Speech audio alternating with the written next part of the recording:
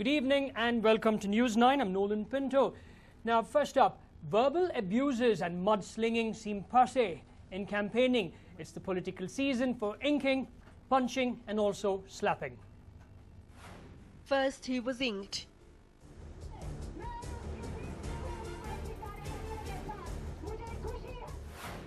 Then he was punched.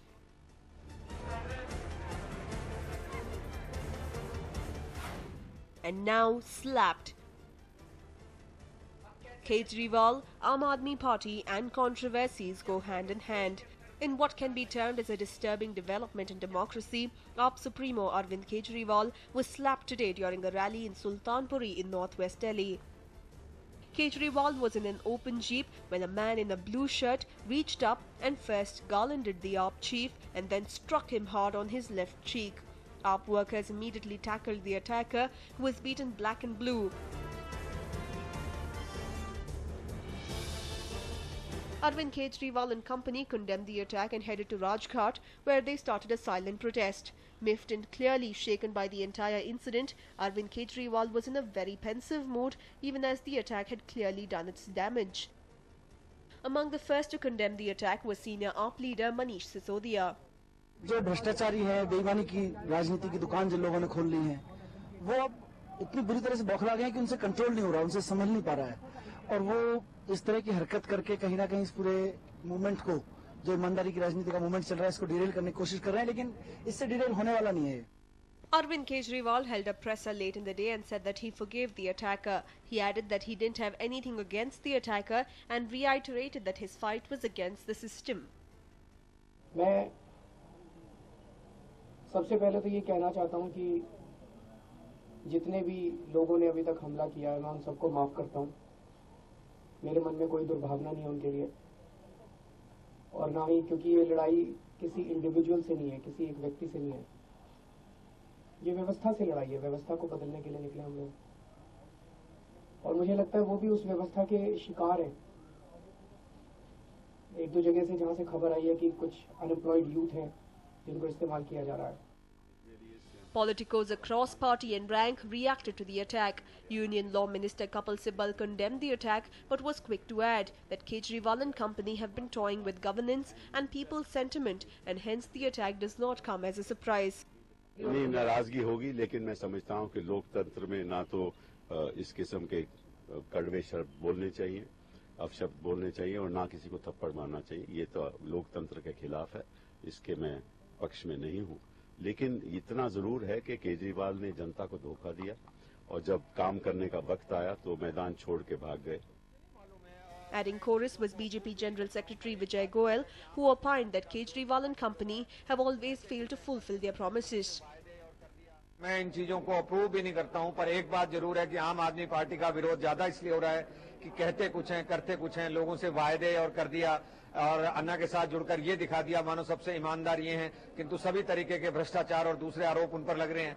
हो सकता है उन्हीं के कार्यकर्ताओं में किसी को गुस्सा इसलिए आया हो. Fellow partisan and senior leader V.K. Malhotra went to the extent of terming this a publicity gimmick. He said that Aam Aadmi Party had suffered defeat on every front and this was the only way they could stay in the limelight. बात यह है, कई बार हमें तो ये लगता है कि ये सारा अब क्योंकि वो पूरी तरह से प्रचार में भी बाहर हो गए, कंटेस्ट में भी बाहर हो गए, कोई पूरी तरह धराशायी हो गए, तो तरीका ढूंढ रहे हैं कि प्रेस में बने कैसे रहे. तो कभी थप्पड़ कोई मार देता है, कभी मुक्का मार देता है, कोई शाही फेंक देता है, कभी ऐसी बातें होती. विरोध तो उनका है सब जगह पर बाद में उन्हीं को फिर उनके साथ मिला लेते. तो कहीं ये नौटंकी जो कर रहे हैं, क्योंकि पब्लिक मीटिंग उनकी नहीं हो रही, फाउंडर मेंबर उनके छोड़ करके चले गए, तिपैया चालक सारे के सारे उनके खिलाफ हो गए वहां पर. तो अब ये कहीं किसी से थप्पड़ मरवा लेते हैं, कहीं से मुंह कर लेते हैं. ये मिली भगत सी लगती है मुझे तो. This is not the first attack. This is not the first time that AAP chief has been attacked. On 4th April, there was an unsuccessful attempt to slap Kejriwal when he was on a roadshow in Dakshinpuri area of South Delhi.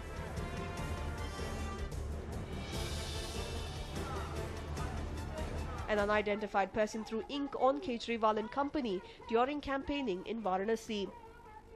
AAP chief Arvind Kejriwal has time and again reprimanded party workers for indulging in violent tactics, but each of the attackers have been beaten up by party workers. Are party workers flouting the rules issued by their own party chief? A News9 report. Well, taint and crime are the flavours of the political season. Now, with several politicians donning white and pretending to be clean, we today bring you some startling details and statistics. Take a look. Ever wondered if you're casting your franchise to the right candidate? What is the background of candidates who are dropped into the electoral funnel by political parties? Will they alleviate your problems, or will they criminalize politics to the hilt? Well guys, it's time to make an informed choice, and we will help you do that. The Association for Democratic Reforms has released a list of candidates having criminal cases against them. The list dwells upon the several sections of the Indian Penal Code that has been slapped upon the candidates. Cozy nexus of crime and our netas. But how many Lok Sabha candidates from various political parties have made to this hall of crime and shame? Out of the 28 Lok Sabha candidates, 6 Congress candidates have criminal cases filed against them. 4 criminal cases are serious. In the BJP, altogether there are 8 criminal candidates who are contesting in the upcoming polls. 4 of them have serious cases slapped against them. The JDS though has fielded 25 candidates across Karnataka. It has 8 tainted candidates contesting. 3 candidates have serious charges filed against them. But who are the lucky candidates who've made to the hall of crime? 9 cases have been filed against former Chief Minister Yediyurappa. 7 charges relate to cheating and dishonestly inducing delivery of property. 6 charges relating to criminal breach of trust. 6 charges related to forgery have been filed against BJP's Tallman, amongst 25 other cases. BJP's Lok Sabha candidate from Bellary, Sri Ramulu, has 8 cases filed against him. 1 charge relates to voluntarily causing hurt by dangerous weapons. 1 charge relates to attempt to murder. 1 charge related to criminal intimidation, among total 8 cases. BJP's Bangalore Central candidate, PC Mohan, has 2 cases in total filed against him. 1 charge relates to wearing grab or carrying token used by public servant with fraudulent intent. The blue-eyed boy of Congress, Rizwan Arshad, who was selected over Jafar Sharif, has 2 cases filed against him. 1 charge relates to voluntarily causing hurt by dangerous weapons, another charge of criminal intimidation, and 1 charge relating to rioting against him. Controversial Minister D.K. Shivkumar's brother D.K. Suresh has 7 cases filed against him. The independent candidate who was dumped by BJP, Pramod Mutalik, has serious charges slapped against him. Pramod Mutalik has been accused in attempt to murder case, 3 charges relating to promoting enmity between different groups on grounds of religion and race. 2 charges related to criminal intimidation, amongst others. The latest entrant into JDS and Bollywood actor Vivek Oberoi's mother-in-law Nandini Alva has 3 cases against her. 1 charge relates to criminal breach of trust and 1 relates to cheating. The tall leader of JDS, H.D. Kumaraswamy, has 1 case slapped against him, though none are serious. What is distressing is that all parties are openly recognizing and nominating criminals as candidates. Candidates have a winnability and they are becoming winnable because people are voting for them. So it's up to the voter to decide whether he wants to vote for such people. So if only people don't vote for such people will not be fielded as candidates and they will not win also. So the onus lies on the voter, and he has every opportunity to reject such candidates, and he should do that.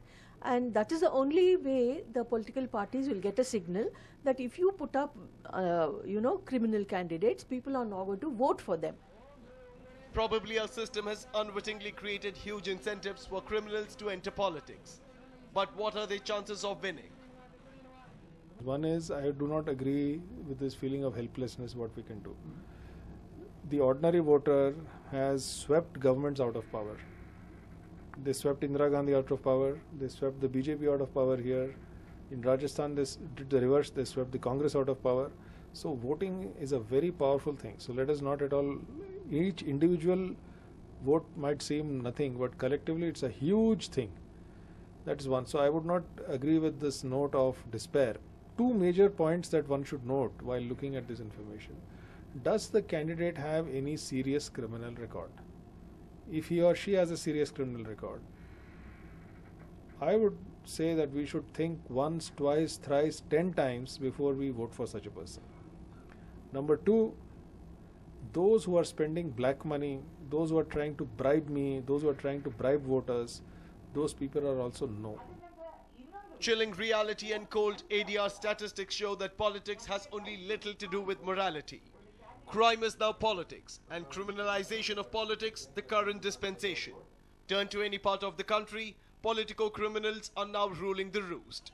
But Janta Janardhan, you're wise enough and you know who to vote. A News9 report. Well, we have some big news coming in now. Clashes have taken place between two factions of the Congress in Mandya. Now, this is the big news that we are now breaking. Clashes between two factions of Congress in Mandya. Supporters of KB, Chandrasekhar and Suresh resort to violence. The Mandya police have had to resort to a mild lathi charge following the violence. We still do not have much information as to whether if anyone was injured in this mild lathi charge. We'll try and get some more information from my colleague in some time. Well, in fact, we are now joined by my colleague Arun. Arun, first it was supporters of Lingaraju and Srikantaya factions fighting. Now we have this another faction. Give us more information on this. Nolan, as usual, once again, trouble has broken out between two feuding factions in the Mandya Congress. Remember, this particular instance has come to light from a place called Kikkeri in KRPet Taluk in Mandya district, where plans were underway on discussing how the campaign for the Lok Sabha candidate Ramya should take place. And in fact, Ramya's supporters were also reportedly present in the campaign office when a scuffle broke out between supporters of KB Chandrasekhar, a former legislator. Apparently, he seemed to have used some kind of unparliamentary words against another person, Suresh. And then as soon as the utterances were heard, all hell broke out, and immediately there was a war of words.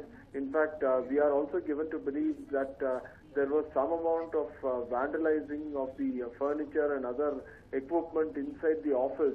But before things could go out of hand, the police intervened and resorted to a mild lathi charge. It's not known at this point of time how many people have been injured, whether any kind of protective arrests have been made or not. But clearly, one more instance, clear indication of the kind of trouble that is brewing as far as the Mandya Congress is concerned, Nolan.